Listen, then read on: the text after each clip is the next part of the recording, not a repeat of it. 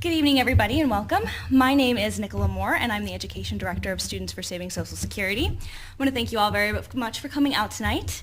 You, as my organization, know that Social Security is a very important issue for our generation, that we in particular are being affected by the problems with the current system and are going to be most affected by the reforms that are hopefully to come in the next few years. So tonight we've put together a panel featuring economist Larry Kotlikoff, lawyer Charles Rounds, and political analyst Max Pappas to learn about all of the different aspects that are affecting Social Security reform for the future. So I want to thank you all for coming and point out to you that there is a card to join Students for Saving Social Security if you're interested, to just fill that out and drop it off at the end of the night if you like what you hear here tonight. So our first panelist this evening is going to be Professor Larry Kotlikoff. He is the chairman of the Department of Economics at Boston University and a leading scholar in the field of economics and retirement. He's the author of nearly a half a dozen books and countless articles that present compelling arguments for the overhaul of the Social Security system. And Professor Kotlikoff is also a research associate, not assistant, at the National Bureau of Economic Research, a fellow of the Econometric Society, and president of the Security Planning Incorporated. He's a graduate of the University of Pennsylvania and holds a doctorate from Harvard University. So please join me in welcoming Professor Kotlikoff. Thanks. Fortunately, I'm the former chairman of the economics department. Kevin Lang's the current chairman, but no problem. So I should speak for what, 10, 15 minutes? Is that it? Okay, I'll try and spend that much time. So I think first of all, I should say that perhaps the title of this organization should not be Students for Saving Social Security, but rather Students for Fixing Social Security, because saving Social Security in its current form, I think, would be a huge mistake. I don't think we can save it in its current form because the system by itself is broke in the sense that it can't cover over time with the tax receipts that are projected to come into Social Security all the benefit commitments that have been made. So if you look at present value and at the value in the present of all the benefit commitments and compare those with the tax receipts, you'll find that there's a present value gap, a funding gap. And in order to close that gap, you would need something like an immediate and permanent 25% payroll tax hike or an immediate and permanent benefit cut of about 20%. So those are major league changes that would have to occur if you wanted to preserve the current form of the system. An alternative thing to do would be to wait for a while, in which case these tax hikes and benefit cuts that would be required to pay for the thing would actually be larger.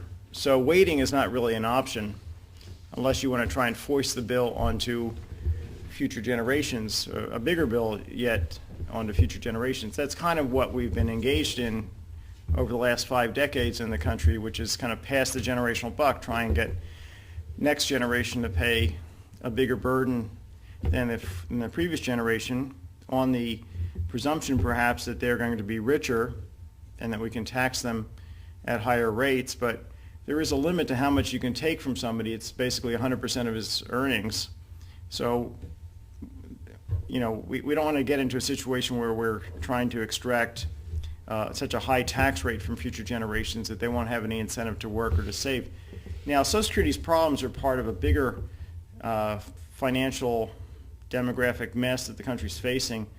If you look at all the spending obligations, including Social Security, Medicare, Medicaid, the Defense Department, cigars for the president, you name it, out from now off through time, and you compare that with the present value, you calculate the present value of all those spending commitments, compare that with the present value of all the taxes that are projected to come in, the fiscal gap is $63 trillion, according to an update of a Treasury study. So this is the really numbers coming out of our own Treasury, $63 trillion.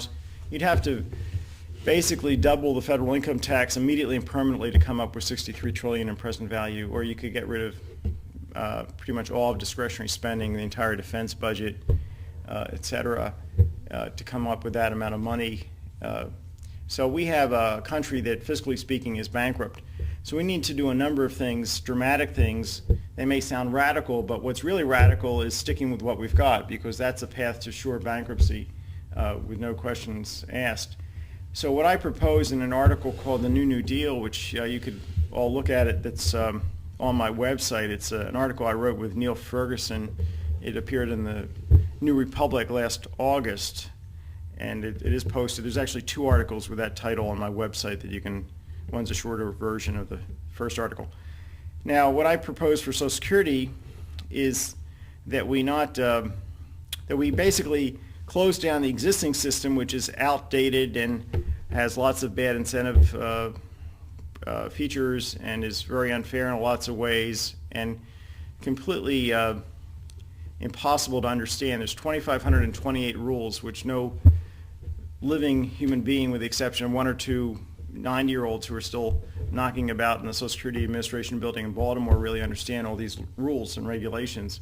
If you go to ssa.gov and check the Social Security handbook, you spend a little time reading these rules and you'll go nuts, and you'll realize that this is a system that only a bureaucrat could love.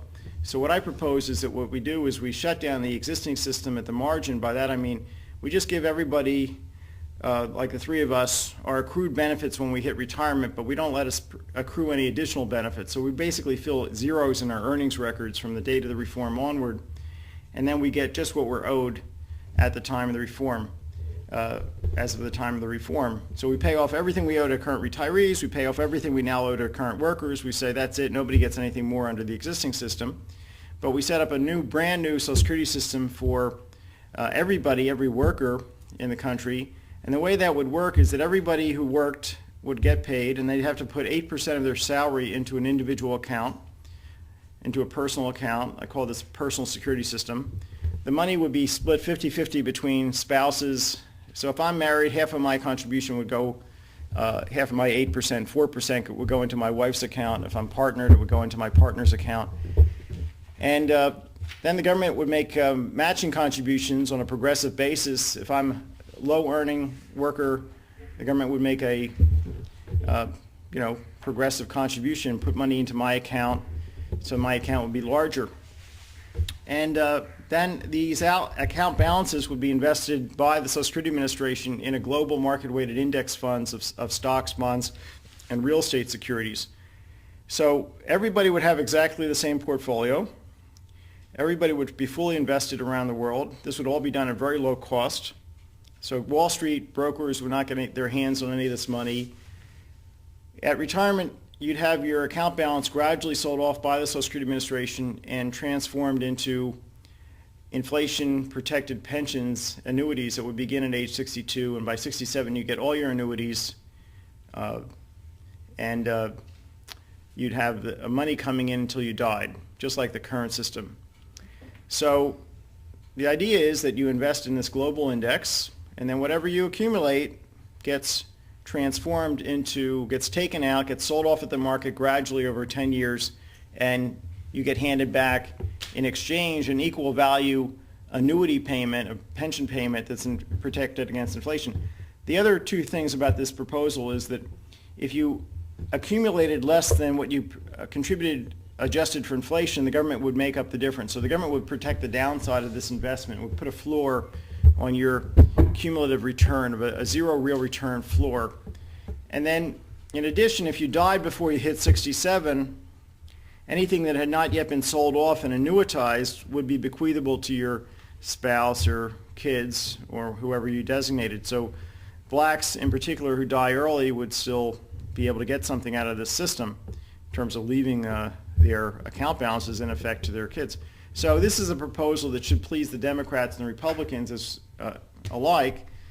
They won't get everything they want, but this is what I think economics would recommend. It would say, look, you want you want kind of transparent, rational, low-cost system.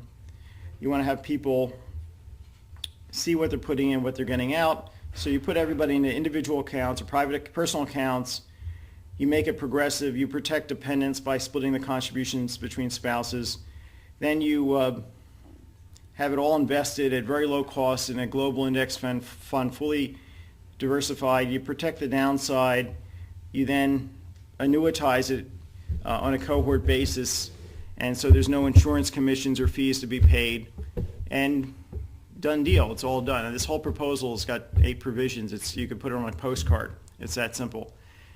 That gives you private ownership, private property. That's the Republicans want. Individual accounts, Republicans want. The Democrats want progressivity. They want the Republicans want transparency. That's in there. They want Democrats want protection of dependents as well as progressivity. They want no fees and commissions to Wall Street, and they want annuities that coming out at the very end of the day so that nobody can go drink his retirement away at the bar the day he retires. That's all in this plan. It's very simple. You need to pay for it, and that's how you pay for the transition, how you pay off the accrued benefits under the old system is discussed in this article, The New Deal, and it's basically through a sales tax with a rebate. So let me stop there and let you guys do your thing. Okay? Sure.